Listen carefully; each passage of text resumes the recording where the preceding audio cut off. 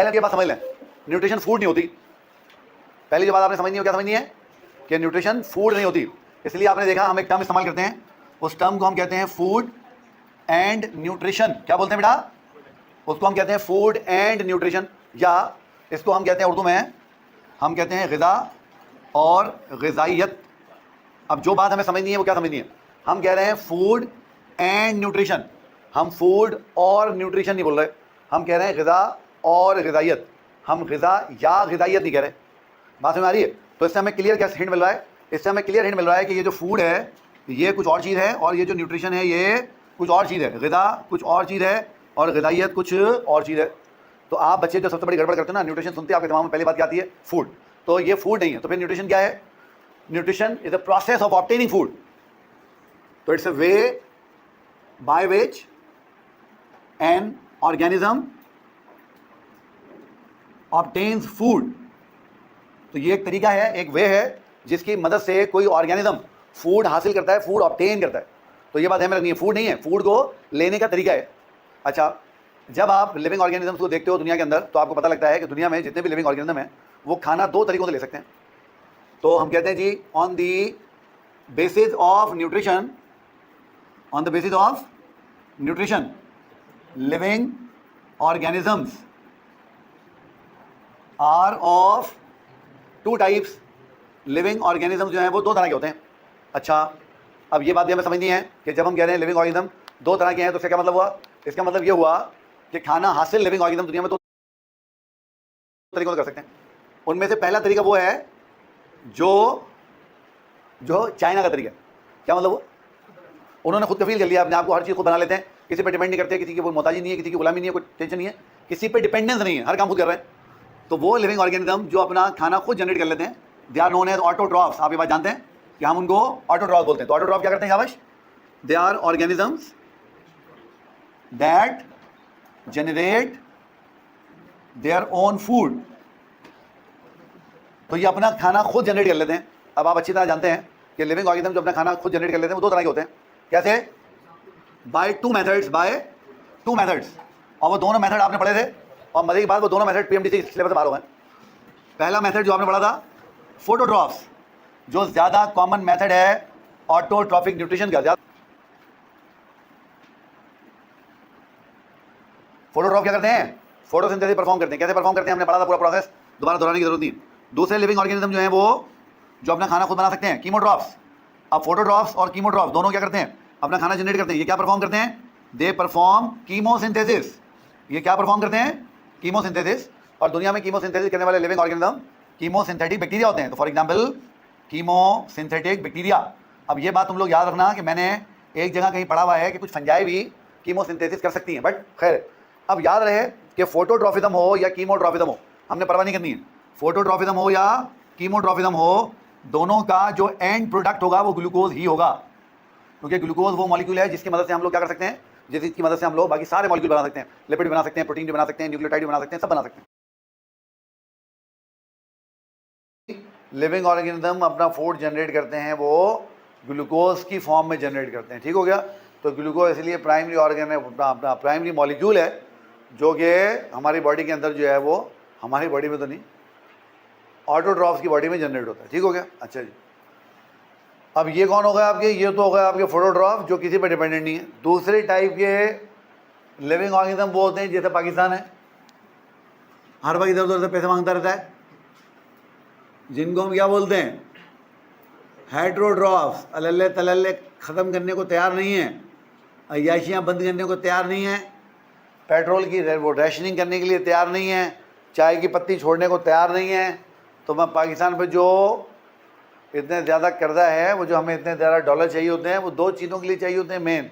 एक हमें पेट्रोल ख़रीदना होता है और दूसरा हमें चाय की पत्ती ख़रीदनी होती है। 5 से 6 अरब डॉलर की चाय की पत्ती मंगा लेते हैं पाकिस्तानी हर साल।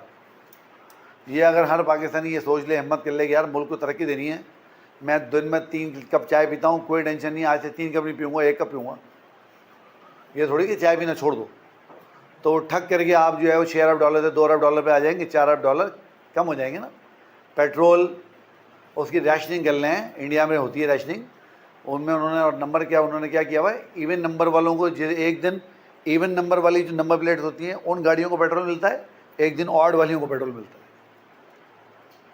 तो जिस दिन ऑड वालियों का नंबर होगा इवन वाली गाड़ियों को पेट्रोल नहीं मिलेगा, जिस दिन इवन वालियों का नंबर होगा ऑड वालियों को पेट्रोल नहीं मिलेगा। तो क्या होता है, पेट्रोल की खपत आधी हो जाती है, और जब पेट्रोल की खपत आधी हो जाती है तो हम 10-12 अरब डॉलर का पेट्रोल मंगाते हैं हर साल, आधा हो जाएगा तो $6 अरब, $6 अरब वहाँ से बचा सकते हो।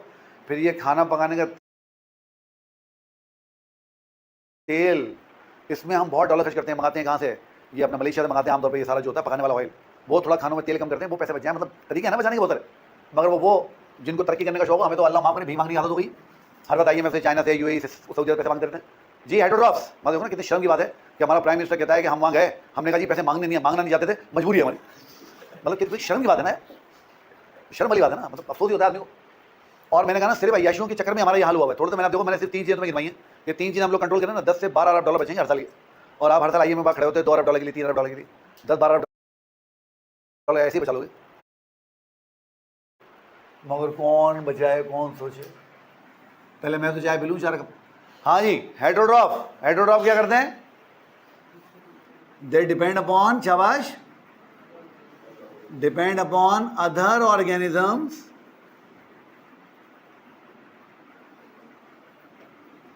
For their food requirements. तो ये अपनी फूड रिक्वायरमेंट्स के लिए दूसरों पे डिपेंडेंट होते हैं, दूसरों पे डिपेंड करते हैं। जैसे हम इंसान है ना, या सब्जियां खा रहे होंगे या फल खा रहे होंगे, सब्जियां और फल कहाँ से आ रहे होते हैं, प्लांट से। या फ्लैश गोश्त खा रहे होंगे, वो कहाँ से आ रहा होता है, एनिमल से। या फिर फंगस खा रहे होंगे, फफूंदियाँ, ये मशरूम्स जो होती हैं, मशरूम कहाँ से आ रही है, फंजाई से आ रही है। तो दूसरों पर डिपेंड कर रहा है। अब हेटेरोट्रॉफ भी 2 तरह के होते हैं, ऑफ 2 मेन टाइप्स। हेटेरोट्रॉफ कितने मेन टाइप के होते हैं, शाबाश, 2 मेन टाइप के। कौन कौन से बताओ। एक वो जिनको हम कहते हैं एब्जॉर्प्टिव हेटेरोट्रॉफ। क्या बोलते हैं इनको, एब्जॉर्प्टिव हेटेरोट्रॉफ्स। क्या होते हैं एब्जॉर्प्टिव हेटेरोट्रॉफ्स, फॉर एग्जाम्पल मैं लिख देता हूं, फंजाई। फंजाई जो होती हैं वो एब्जॉर्प्टिव हेटेरोट्रॉफ्स होती हैं। क्या करती हैं फंजाई, बताओ मुझे। सक तो करेंगी मगर डाइजेस्ट करने के बाद करेंगी ना, सक नहीं, एब्जॉर्ब करेंगी। हाँ, तो ये क्या करती हैं, फूड पार्टिकल के ऊपर जाके बैठ जाएंगी। जैसे डबल रोटी के ऊपर फंगस लग गई, अब फंगस डबल रोटी पर बैठी हुई है ना, अब वो क्या करेंगे, अपने बॉडी से उसके ऊपर एंजाइम रिलीज करेंगे। एंजाइम क्या करेंगे, उस खाने को डाइजेस्ट करेंगे। जैसे फंगस डबल रोटी के ऊपर लगी हुई है, अब वो डबल रोटी के ऊपर एंजाइम रिलीज कर रही है, और वो एंजाइम क्या कर रहे हैं, उस डबल रोटी को डाइजेस्ट कर रहे हैं। जब फूड डाइजेस्ट हो जाएगा तो उस डाइजेस्टेड फूड को एब्जॉर्ब कर लेंगे अपने राइजोइड की मदद से। जैसे प्लांट अपनी रूट से वाटर एब्जॉर्ब करता था, बिल्कुल वैसे। तो ये क्या करते हैं, ये डाइजेस्ट करते हैं फूड आउटसाइड द बॉडी,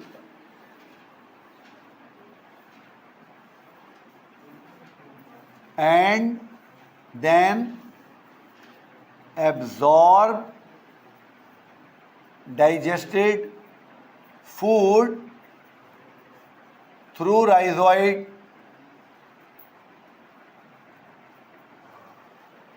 ठीक हो गया।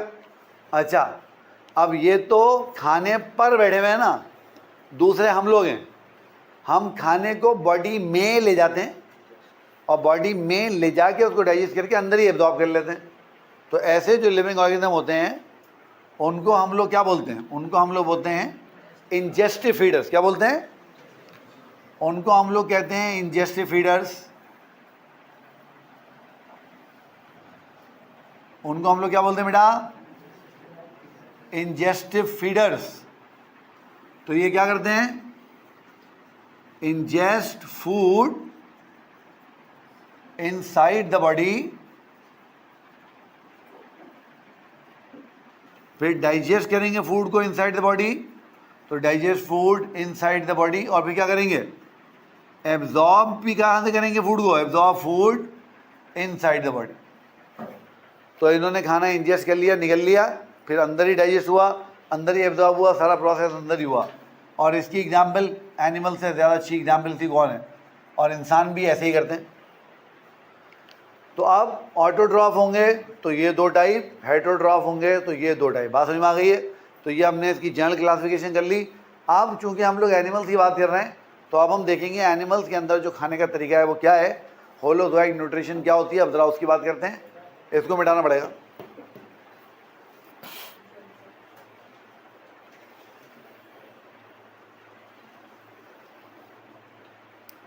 इसको मिटाना पड़ेगा, मिटाएं इसको, मिटा दूं। अब दुनिया में जितने भी एनिमल्स हैं उन सब के अंदर एक तरीका पाया जाता है जिसको हम लोग कहते हैं होलोजोइक न्यूट्रिशन। अब देखो, पहले के नाम पे गौर करेंगे, रट्टा मारने की ज़रूरत नहीं है। ये जो टर्म है होलो, ये आपने पहले भी सुनी हुई है जब आपने एंजाइम पढ़े थे। होलो एंजाइम याद है? होलो मतलब क्या होता है? कंप्लीट एंजाइम को होलो एंजाइम बोलते थे ना। तो होलो का मतलब क्या हुआ? कंप्लीट।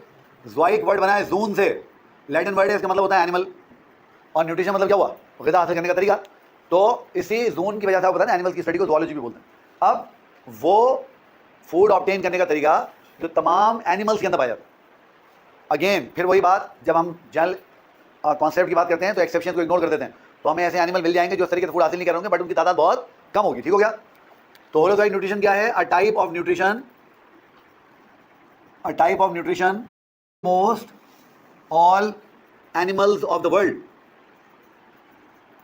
तो दुनिया में जितने भी एनिमल्स हैं तकरीबन सबके अंदर आपको बेटा क्या मिल जाएगी? तकरीबन सबके अंदर आपको ये न्यूट्रिशन का तरीका मिल जाएगा। अच्छा, एक्सेप्शन हमेशा होंगे, जैसे मैंने आपको पहले भी समझाया, एक्सेप्शन आर ऑलवेज देयर। आपको हो सकता है कोई पैरासाइट ऐसा मिल जाए जो इस पैटर्न को फॉलो ना करो, आप बोले सर ये तो पैरासाइट इस पैटर्न को फॉलो ही नहीं कर रहा है, तो exception are always there. But जब हम जनरल रूल की बात करते हैं तो ये बात पहले हमारी हुई है, छोटे छोटे एक्सेप्शन को आप इग्नोर करते हैं। अब होलोजोइक न्यूट्रिशन जो होती है 5 स्टेप्स में कंप्लीट होती है। तो it is completed in 5 steps. ये 5 स्टेप्स के अंदर कंप्लीट होती है। ठीक हो गया? कौन कौन से स्टेप्स हैं समझ लेते हैं उनको। पहला स्टेप इंजेक्शन। चलो मैं तुम्हें एक सिनेरियो देता हूँ। तुमने च्युइंगम ले लिया, अब तुम च्युइंगम अपने मुंह में रख के उसको चबा रहे हो। जैसे हम लोग च्युइंगम जो है वो च्यू करते रहते हैं, तो वो जो च्युइंगम हम च्यू कर रहे हैं, ये इंजेक्शन है या नहीं? चलो बताओ। मैंने च्युइंगम लिया, मैंने अपने ओरल कैविटी में रखा, अब मैं च्युइंगम को चबा रहा हूँ। तो ये जो च्युइंगम मैं चबा रहा हूँ ये इंजेक्शन है या नहीं? क्या है? डाइजेशन है। हाँ भाई, इंजेक्शन है या नहीं? च्युइंगम को चबाने में डाइजेशन कैसे आ गई? जब मैं च्युइंगम चबा रहा था छोटी हो रही थी क्या? डाइजेशन में तो चीज़ें छोटी करनी पड़ेगी ना। मैं कैसे ब्रेक डाउन हो रहा है मुझे बताओ। च्युइंगम तुम चबा रहे हो, तुम 2 घंटे चबाते रहो, उतनी उतनी रही। शाबाश। हाँ जी, च्युइंगम मैंने रख लिया ओरल कैविटी में, मैं आपको दांतों से चबा रहा हूँ मुस्तकिल। जैसे आदत होती है लोगों की, बहुत सारे लोग च्युइंगम खाने के आदी होते हैं, मैं भी हूँ जी। शाबाश। तो वो जो च्युइंगम मैंने ओरल कैविटी में रखी है, मैं को चबा रहा हूँ, ये इंजेक्शन है या नहीं? इंजेक्शन है या नहीं है भाई? हाँ ना कुछ बोलो भाई। हाँ नहीं है? क्यों नहीं है बताओ? हाँ, स्टमक में नहीं जा रही। सही है। और कोई? इंजेक्शन को आसान जबान में आप और मैं स्वॉलोइंग कह सकते हैं, निकलना। जब मैंने च्युइंगम ओरल कैविटी में रखी हुई है तो अभी मेरे विल पावर में है, मैं चाहूँ तो चबाते चबाते उसको स्वॉलो कर जाऊँ, चाहूँ तो थूक दूँ। बहुत सारे लोग क्या करते हैं, च्युइंगम चबा देते हैं, जब वो बहुत चबाते रहते हैं उसके बाद वो क्या करते हैं, उसको स्पिट कर देते हैं और कोशिश पूरी करते हैं कि स्पिट ऐसी जगह पे करें जहाँ किसी कपड़ों पर लगे। और जब वो किसी कपड़ों पर लगे तो फिर उसके बाद वो बेचारा अपने कपड़े झगड़ते रहेगा, वो च्युइंगम नहीं उतरेगी। ऐसा है नहीं? तो हम लोग बदमाशी करते हैं, किसी को सहूलत देना तो हमारे हमने सिखाई नहीं। तो इंजेक्शन ओरल कैविटी में रख के खाने को चबाने का नाम नहीं है, उसको स्वॉलो करने का नाम है। तो इंजेक्शन क्या है? A process in which food is pushed down to lower parts of digestive system. लाजमी नहीं है कि ये स्टमक तक ही जाए, जैसे ही वो इसोफेगस में जाएगी तो आपकी स्वॉलोइंग हो जाएगी ना। स्वॉलोइंग में आप ओरल कैविटी से फूड को फेरिंग्स के अंदर फेंक देते हो। ठीक हो गया? अब खाना आपने निगल लिया, निगलने के बाद क्या करोगे? उसको निगलने के बाद क्या करोगे? छोड़ दोगे अल्लाह भरोसे पे? डाइजेशन करेंगे उसकी। डाइजेशन में क्या होता है? बड़े फूड मॉलिक्यूल को तोड़ के छोटा करते हैं, जैसे आप बता रहे थे। तो कन्वर्जन ऑफ, बोलो भाई, conversion of large food molecules in small food molecules. बिल्कुल ठीक हो गया। अच्छा, डाइजेशन के बारे में अभी हमें थोड़ी डिटेल में बात और करनी है, इसलिए अभी मैं इसके बारे में आपसे ज़्यादा बात नहीं कर रहा हूँ। ठीक है? तीसरा जो स्टेप होगा उसके लिए उसको मिटाना पड़ेगा। अब वो जो फूड आपने डाइजेस्ट कर लिया है ना, उसको आपने रख के थोड़ी बैठना है, उसमें से आपने काम की चीज़ें बॉडी को देनी है ताकि बॉडी उनको इस्तेमाल करे और बेकार चीज़ों को बाहर निकालना है। तो जो तीसरा स्टेप होगा वो क्या होगा? तीसरा स्टेप होगा एब्जॉर्प्शन। क्या होगा बेटा? एब्जॉर्प्शन। तो एब्जॉर्प्शन में क्या करोगे बताओ मुझे? It is entry of useful substances in our body. अच्छा, आप चाहें तो बॉडी की जगह ब्लड भी लिख सकते हैं, क्योंकि हम इंसानों के बारे में एक्सक्लूसिवली बात करेंगे तो हम ब्लड भी लिख सकते हैं, क्योंकि जब हम खाना एब्जॉर्ब करते हैं तो खाना एब्जॉर्ब कहाँ चला जाता है, ब्लड में चला जाता है। अच्छा, अब जब वो ब्लड में चला गया तो ब्लड क्या करेगा, तुम्हें पता है ना, ब्लड हमने पढ़ा था हमारा ट्रांसपोर्टर है, तो ये इसको बॉडी के हर पार्ट तक पहुंचा देगा, ये इसको बॉडी के हर पार्ट तक पहुंचा देगा। फिर बॉडी क्या करेगी, बॉडी क्या करेगी, उसको इस्तेमाल करेगी अपने प्रोडक्ट बनाने के लिए। मिसाल तौर पे कोई आदमी है, वो बॉडी बिल्डिंग कर रहा है, टेंट बैठ के लगा रहा है और उसने अपने मसल मोटे मोटे करने हैं। अब मसल किसके बने में, प्रोटीन के। जब मसल प्रोटीन के बने में तो वो क्या करेगा, वो प्रोटीन का इनपुट बॉडी में बढ़ाने के लिए या तो प्रोटीन की सप्लीमेंट लेगा, वो जो आजकल मार्केट में मिलते हैं डब्बों के अंदर, वो पानी के अंदर मिला के पी रहे होते हैं, या फिर वो दूसरा क्या करेगा, नेचुरली अगर तो करना है तो वो मुर्गी खाएगा, मछली खाएगा, अंडे खाएगा, इस तरह चीज़ें खाएगा। अब प्रॉब्लम ये है कि वो जो मुर्गी है, वो जो मछली है, वो जो अंडे हैं, उनमें हमारे प्रोटीन थोड़ी हैं, वो या तो मुर्गी के प्रोटीन है या मछली के protein.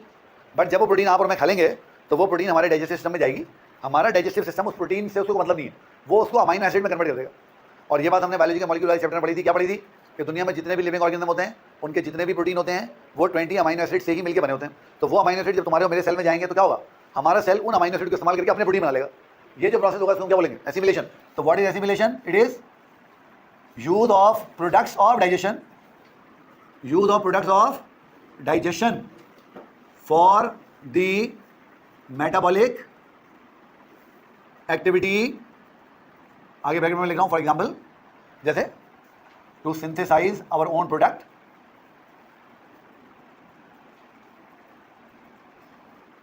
In our cells, in our sales.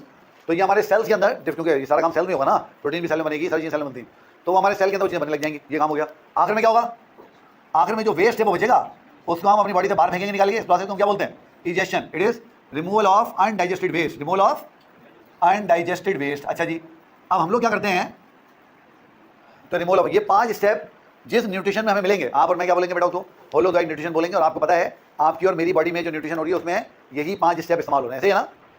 अच्छा, अब यहाँ पर एक और बात करते हैं जरा, वो ये है कि खाना तुमने खा लिया, प्रोसेस कर लिया, सब कुछ कर लिया, किसी भी लिविंग ऑर्गेनिज्म को खाने की जरूरत क्यों है भाई, what is the need of nutrition. हाँ भाई, need of nutrition, living organism को खाने की जरूरत क्यों है भाई। न्यूट्रिशन का चैप्टर पढ़ रहे हैं तो पता तो लगे ना न्यूट्रिशन की जरूरत क्यों है। हाँ बोलो, क्या पहला काम सही कह रहे हो बिल्कुल, टू ऑब्टेन एनर्जी, क्योंकि ये हमें एनर्जी प्रोवाइड करता है, और एनर्जी के बगैर हम कोई भी काम नहीं कर सकते। इसीलिए एनर्जी को कैसे डिफाइन करते हो, it is ability of doing work.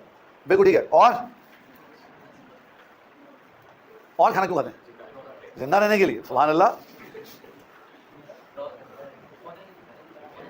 किसके लिए, पानी के लिए। खाना खाओगे तो तुम पानी के लिए पानी पियोगे ना भाई। ग्रोथ क्या मतलब, मुझे तुम्हें बात बताओ, to obtain raw materials for development and growth. अच्छा, पहले मुझे बात तो समझाओ, क्या तुम्हें ये बात पता है कि डेवलपमेंट पैदा होने से पहले होती है और ग्रोथ पैदा होने के बाद होती है। हम कभी ये नहीं कहते कि देखो वो इतना छोटा बच्चा था, डेवलप हो कितना बड़ा हो गया, ऐसे बोलते हैं क्या अपन कभी ऐसे बोलते हैं। अपन हमेशा क्या बोलते हैं कि भाई छोटा बच्चा था, माशाल्लाह ग्रो करके इतना बड़ा हो गया। तो पैदाइश के बाद बॉडी के अंदर जो चेंजेस आते हैं, फिजिकल चेंजेस, उनको ग्रोथ बोलते हैं, और पैदाइश से पहले जो चेंजेस होते हैं उनको डेवलपमेंट बोलते हैं। अब तुम मुझे बताओ, तुमने खुद अपने घरों में देखा है, कॉमन ऑब्जर्वेशन होगी तुम लोगों की, कि जब हमारे घरों में कोई खवातीन एक्सपेक्ट करने लगती हैं, माँ बनने वाली होती हैं, तो वो जो घर के बड़े बूढ़े होते हैं, घर की बड़ी बुढ़िया होती हैं, वो जो डॉक्टर साहब होती हैं, वो सब लोग क्या कहते हैं, बताओ मुझे क्या कहते हैं। हाँ, वो कह रहा बहुत कुछ कहते हैं,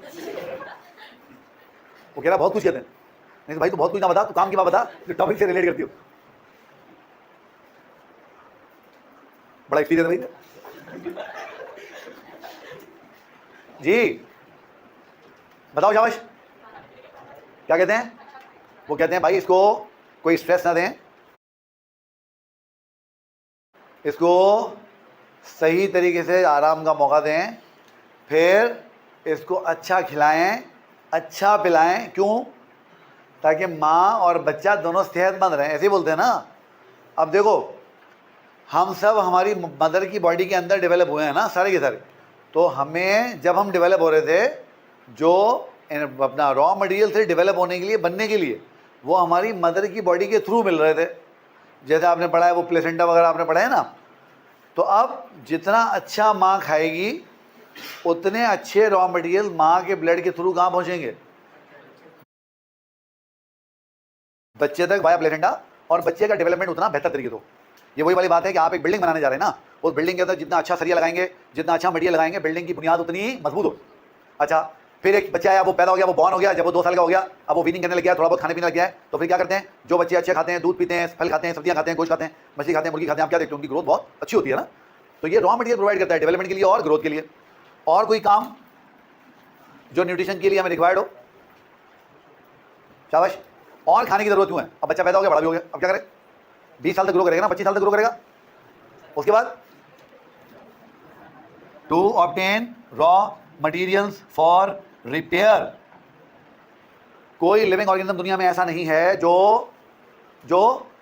शाबाश बीमार ना होता हो, जिसको चोट ना लगती हो। तो आपने एक बात नोटिस की है, जब आपको चोट लगती है कुछ टाइम बाद वो चोट हील हो जाती है। कैसे हील हो जाती है? जादू से थोड़ी हील हो रही है।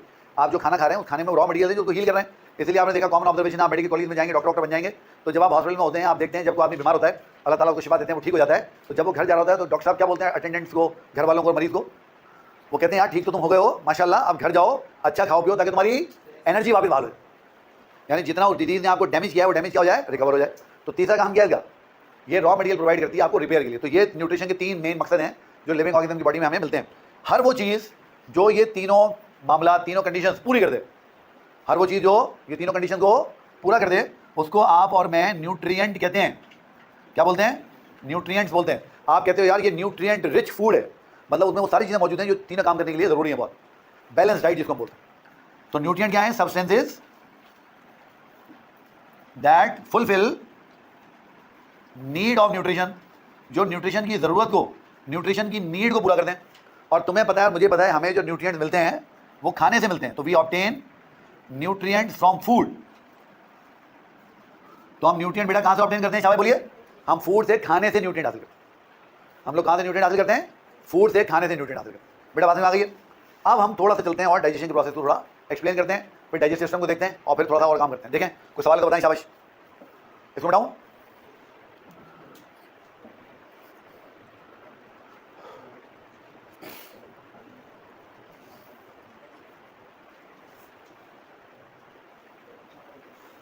बेटा बता दूं?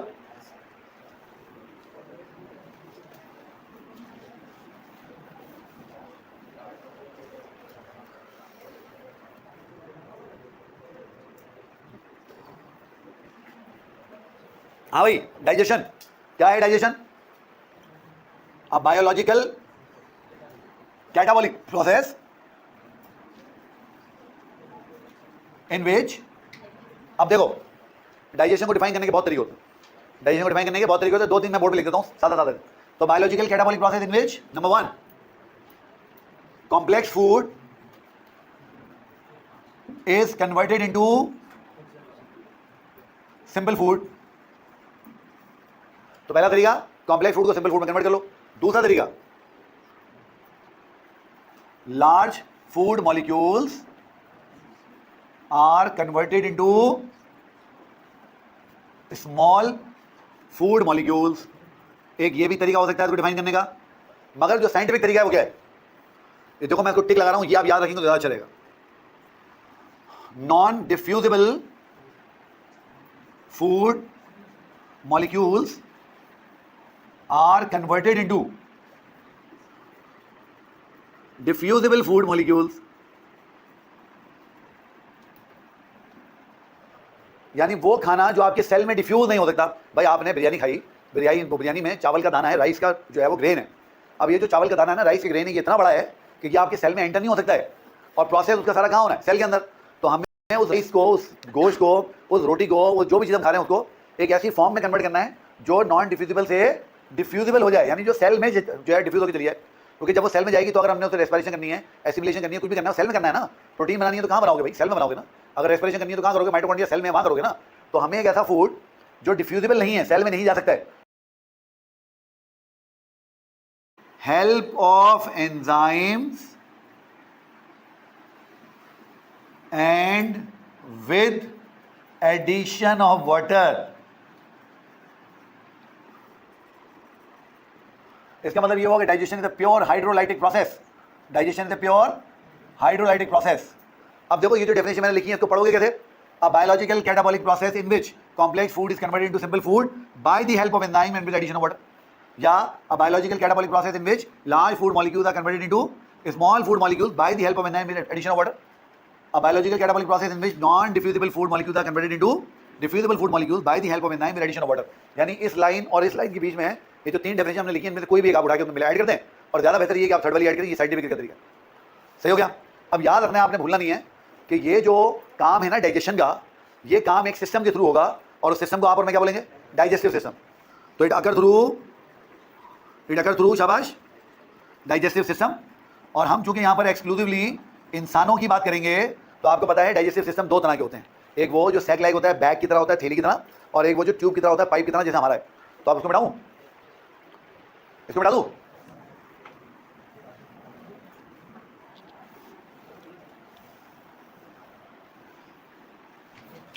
अब देखें, जब हम डाइजेस्टिव सिस्टम की बात करेंगे, तो डाइजेस्टिव सिस्टम हमारे पास दो तरह के होते हैं, आप जानते हो, डाइजेस्टिव सिस्टम्स।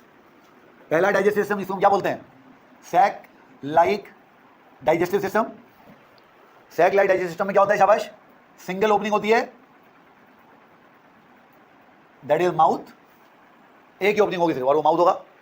यहां पर जो फूड होगा वो पार्शियली डाइजेस्टेड होगा, फूड की डाइजेशन जो है वो कंप्लीट नहीं होगी, और डाइजेशन इंट्रा और एक्स्ट्रा सेल्यूलर दोनों होगी, both intra plus extra cellular. ये प्रिमिटिव टाइप है डाइजेस्टिव सिस्टम का, पुराना टाइप है, तो प्रिमिटिव टाइप, ठीक है। अच्छा, उसके बाद जो दूसरी टाइप होती है वो कौन सी होती है? ट्यूब लाइक डाइजेस्टिव सिस्टम, जो आपके और मेरे पास है। इसमें क्या होता है शाबाश? डबल ओपनिंग्स होती हैं, जैसे पाइप की दो ओपनिंग होती हैं, तो double openings, that is mouth and anus. फिर यहां पे फूड की डाइजेशन पार्शियल थी, यहां पे कंप्लीट है, कंप्लीट डाइजेशन। और यहां पर डाइजेशन इंट्रा एक्स्ट्रा दोनों, यहां पे कैसे होती है? Extra cellular digestion. और ये डाइजेशन की एडवांस टाइप है, सही है। सैक लाइक डाइजेस्टिव सिस्टम आपको कहां पे मिलता है? फॉर एग्जांपल किसके अंदर? नाइजीरिया के अंदर, वो जो आपकी जेलीफिश होती हैं, आपकी हाइड्रा वगैरह होते हैं वहां पर। और ये आपको कहां मिलता है? कॉर्डेट्स के अंदर, हमारे अंदर कॉर्डेट्स के अंदर। ठीक हो गया? अच्छा।